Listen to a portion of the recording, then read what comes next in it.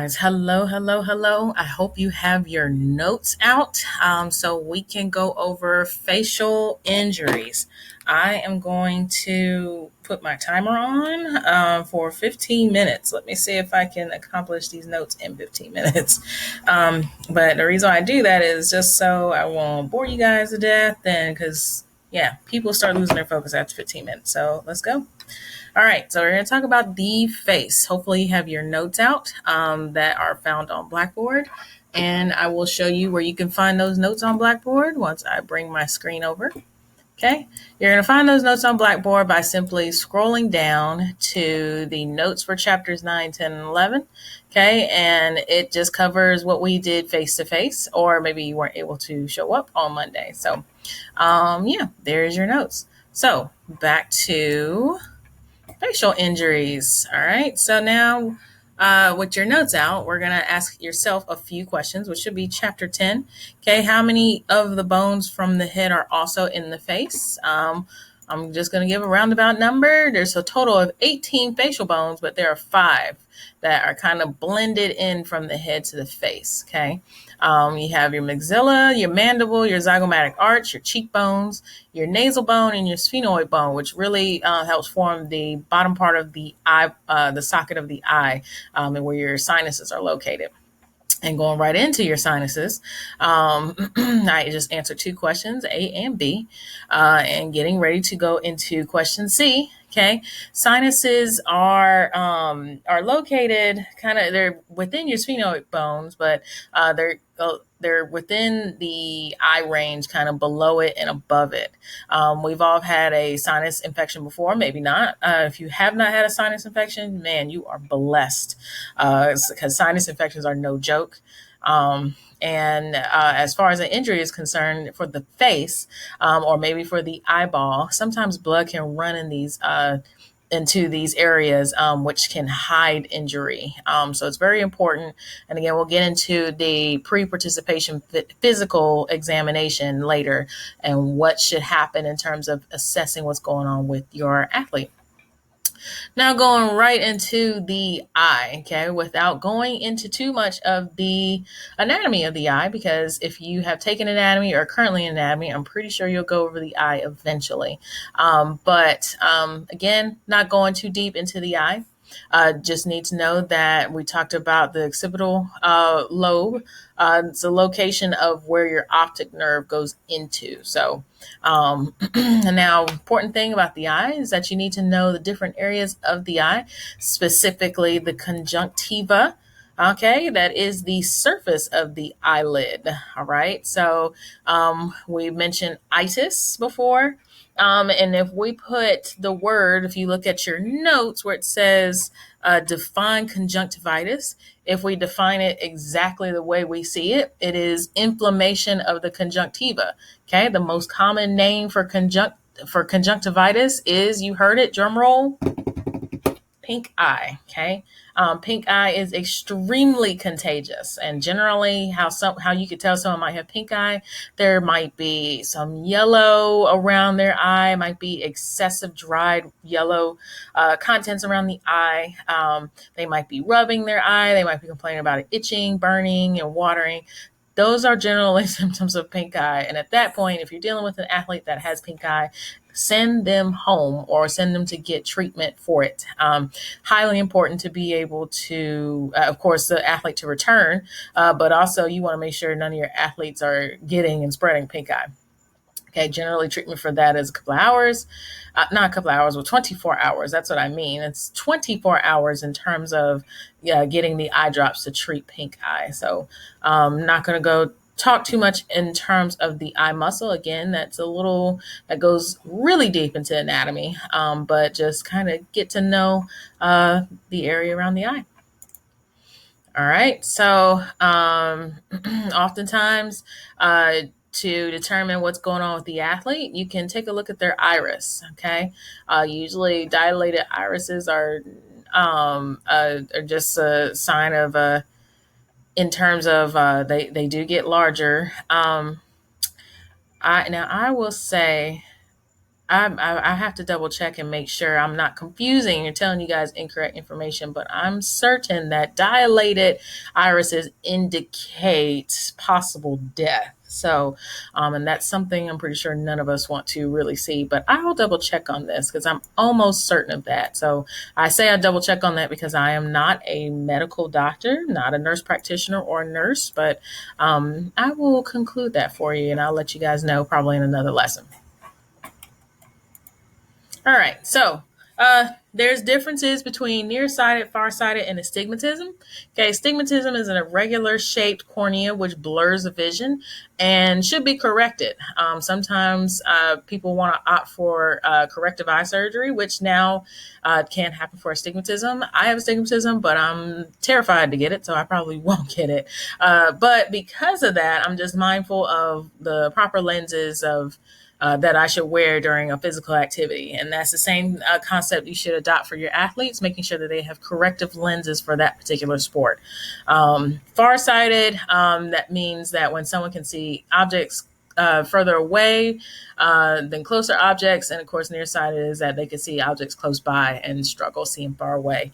Ideally, you want your athlete to have 20/20 vision, whether naturally or corrected. And it's so important to have 20/20 vision for the prevention of injury. So, an eye exam is definitely important, especially in certain sports that, especially contact sports, especially fencing. I would think you would need 20/20 vision for fencing, right? I think so. Going into the ear, you got three parts. You got your external, middle, and outer ear. Okay. And one of the questions on here is what is the significance of clean ears? All right. So your tympanic membrane or your eardrum is a very, very, very sensitive part of your ear. Okay. Now you can have earwax to keep dirt and certain foreign objects away from the eardrum. However, too much earwax can delay sound and distort sound. That's another thing in terms of preventing injuries, is making sure your athletes' ears are clean. Okay. We're not asking for squeaky clean because there should be some earwax there for protection, but we don't want to see so much earwax that it comes out of your ears literally. So that is the significance of clean ears. All right, the nose. Okay, we always talk about nose hairs, and oh my gosh, they have so many nose hairs. Well, not to be gross and graphic, but those nose hairs have some importance. Okay, unfortunately, as I mentioned this, we have the concept of boogers. Okay, boogers just basically are collected dirt from your nose, from being in areas that may have had a lot of dust, a lot of dirt. So you do need your nose hairs. Okay, now. On the notes here, we see what is the treatment of epistaxis.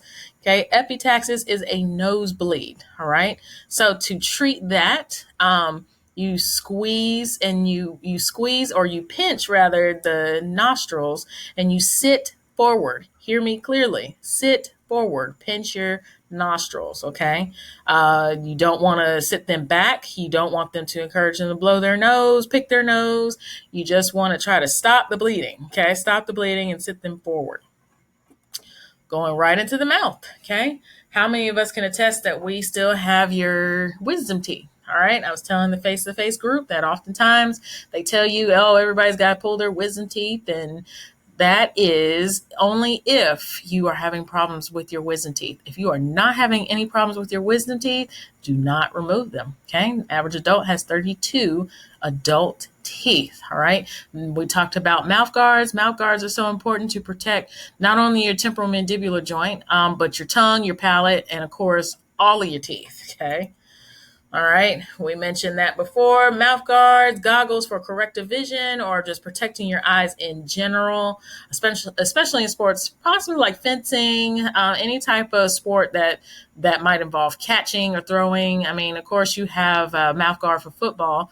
You see some football players with the kind of a goggles built into their helmet. So, yeah.